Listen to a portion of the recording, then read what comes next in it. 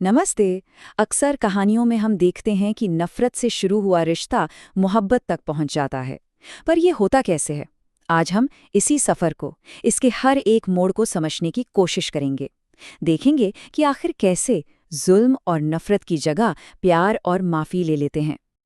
तो सवाल यही है कि नफरत से भरी एक शादी मोहब्बत में आखिर कैसे बदल सकती है। चलिए इस सवाल की तह तक चलते हैं।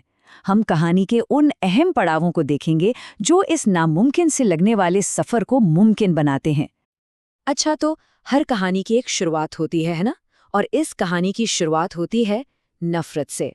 इसकी जड़ें हैं गहरी नाराजगी और एक ऐसी मजबूरी में जिसने दो बिल्कुल अलग इंसानों को एक बंधन में बांध दिया। तो यहीं से कहानी का पूरा स्टेज सेट होता है। एक तरफ है जैन, अमीर, रौबदार, जो ये शादी करना ही नहीं चाहता, और दूसरी तरफ है आयत, एक गरीब मजबूर लड़की जिसे एक अनचाही दुल्हन बना दिया गया है। सोचिए, दो ऐसे लोग जिन्हें जबरदस्ती एक रिश्ते में बांध दिया गया है। अब देखिए, ये नफरत आई कहाँ से? इसकी जड़ें बहुत गहरी हैं। जैन को उसके पिता ने जायदाद से बेदखल करने की धमकी देकर शादी के लिए मजबूर किया। उधर जैन की माँ सुल्ताना आयत को बिल्कुल पसंद नहीं करती, उसे बोझ समझती है। और जैन के दिमाग में तो ये बात बैठ गई है कि आयत एक 2 टके की लड़की है, जबकि आयत को भी उसकी माँ ने एक एहसान चुकाने के लिए इस शादी में धकेला है। तो मतलब ये सिर्फ दो लोगों की नहीं, बल्कि उनके परिवारों और क्लास डिफरेंस की भी कहानी है, जो इस नफरत को और हवा दे रही है। तो ये जो नफरत की बुनियाद रखी गई है, ये आगे चलकर जुल्म का रूप कैसे लेती है? चलिए कहानी के अगले हिस्से में चलते हैं। और यहाँ जुल्म का एक पैटर्न साफ नजर आता है। ये कोई एक दो दिन की बात नहीं है।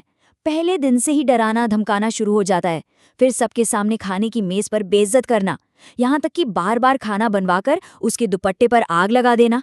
और जब आयत उसकी बात नहीं मानती तो गुस्से में पूरा कमरा तहस महस कर देना। ये सिर्फ गुस्सा नहीं है, ये एक तरह से उसे तोड़ने की कोशिश है, एक सोचा समझा प्लान। और जैन के ये शब्द, तुम जैसी 2 टके की लड़की से मुझे मोहब्बत हो ही नहीं सकती है, ये उसकी सोच को साफ दिखाते हैं। वो अपनी क्रूरता को जायज ठहरा रहा है। उसके लिए आयत का स्टेटस ही उसकी नफरत की वजह है, और यही बात इस रिश्ते को और भी ज्यादा मुश्किल बना देती है। तो ये सिर्फ हाथ उठाना या चिल्लाना नहीं है, ये एक तरह का साइकोलॉजिकल वॉरफेयर है। जैन हर सिचुएशन को ऐसे घुमाता है कि आयत को लगे कि गलती उसी की है, उससे बेकार महसूस कराता है। मतलब वो उसे इतना डरा धमका कर रखना चाहता है कि वो हार मान ले और तलाक दे दे। ये सब कुछ एक साजिश का हिस्सा है। लेकिन फिर कहानी में एक ऐसा मोड़ आता है जो सब कुछ पलट कर रख देता है, एक टर्निंग पॉइंट। और ये मोड़ एक ऐसी शक्ल में आता है जिसकी किसी ने कल्पना भी नहीं की होगी। यहाँ आयत की जिंदगी का सबसे मुश्किल दौर शुरू होता है। जैन उसके साथ जबरदस्ती करता है और अगली ही सुबह उसे ठुकरा देता है। फिर पता चलता है कि आयत प्रेग्नेंट है और जैन बच्चा गिराने का दबाव डालता है। इसके बाद वो उसे अकेला छोड़कर 1 साल के लिए शहर चला जाता है। इसी बीच आयत की माँ भी गुजर जाती हैं। अब वो बिल्कुल अकेली अपनी सास सुल्ताना के रहमो करम पर हैं, जो उससे पहले से ही नफरत करती है, और इसी हाल में वो अपनी बेटी को जन्म देती है। पूरे 1 साल बाद जैन वापस आता है। वो अपनी माँ की खराब तबीयत की खबर सुनकर लौटा है। और वो घर में ठीक उस वक्त कदम रखता है जब उसकी माँ सुल्ताना उसकी अपनी नन्ही सी बेटी पर जुल्म कर रही होती है। वो अपनी आंखों से ये सब देखता है। तो क्या ये मंजर एक जालिम इंसान को बदल सकता है? यही इस कहानी का क्लाइमैक्स है। पहली बार जैन को अपनी नफरत का असली जीता जागता नतीजा अपनी आंखों के सामने दिखता है। सवाल ये है कि क्या ये उसे बदलने के लिए काफी है? इस क्लाइमैक्स के बाद कहानी का रुख बदलता है।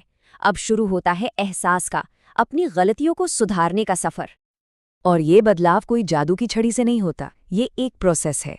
सबसे पहले जैन अपनी माँ के खिलाफ जाकर अपनी बेटी और आयत को डिफेंड करता है। पहली बार वो उस बच्ची को अपना खून मानता है। फिर वो अपनी बेटी को कबूल करता है, उसकी देखभाल शुरू करता है। और तब उसकी नज़र आयत पर पड़ती है, जो बिल्कुल हड्डियों का ढांचा बन चुकी है। उसे एहसास होता है कि उसने क्या किया है। वो माफ़ी मांगने की कोशिश करता है, लेकिन जाहिर है आयत उसे ठुकरा देती है। और आयत का जवाब बिल्कुल सही है। वो कहती है, आपने मुझे अंदर तक तोड़ दिया है, मैं आपको कैसे माफ कर सकती हूँ। उसका दर्द इतना गहरा है कि जैन के बदल जाने से वो पुराने जख्म भर नहीं सकते, कम से कम इतनी जल्दी तो नहीं। तो अब हम आते हैं कहानी के आखिरी पड़ाव पर, जहां नफरत से शुरू हुआ ये सफर मोहब्बत तक पहुंचता है। लेकिन कैसे? देखिए, यहाँ भी कोई एक बड़ा जेस्चर या चमत्कार नहीं है। ये भरोसा धीरे धीरे दोबारा बनाया जाता है। ज़ैन लगातार कोशिश करता रहता है, सब्र रखता है। वो आयत और अपनी बेटी की हिफाजत करने का वादा करता है।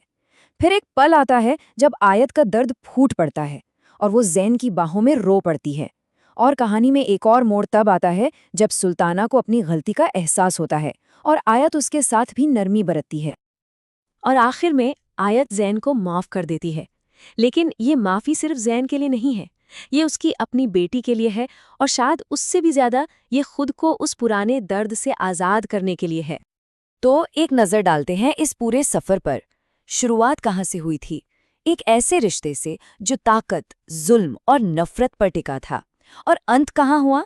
एक ऐसे रिश्ते पर जो माफ़ी, जिम्मेदारी और सबसे बढ़कर अपने बच्चे के लिए प्यार पर बना है। क्या कमाल का ट्रांसफॉर्मेशन है! तो क्या इसका मतलब है कि नफ़रत पर मोहब्बत की जीत हमेशा मुमकिन है? ये कहानी एक रास्ता तो दिखाती है कि हाँ, सुलह हो सकती है, पर ये अपने पीछे एक बड़ा सवाल भी छोड़ जाती है। क्या सच में हर जख्म भर सकता है? और क्या माफ़ी की भी कोई हद होती है? इसके बारे में सोचना ज़रूरी है।